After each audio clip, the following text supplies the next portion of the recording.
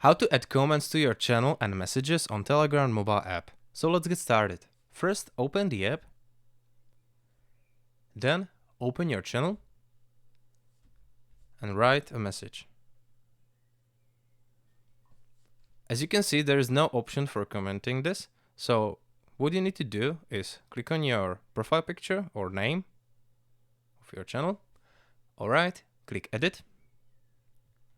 Then click discussion. And we need to create a group. Name the group comments. Click OK. Now click discussion again. Just make sure your group is linked to your channel. You can also unlink the group in the future. Go back. And now we're gonna try it again. And as you can see, you can leave a comment. If you click on it, it will direct you to the comments group. And now you can leave a comment.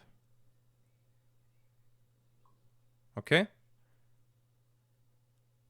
So when you open your channel now, you can see there's a message and there's a one comment. And if you click on it, there is the comment I wrote like a second ago. And that's it. This is how can you add comments to your channel and your messages on Telegram.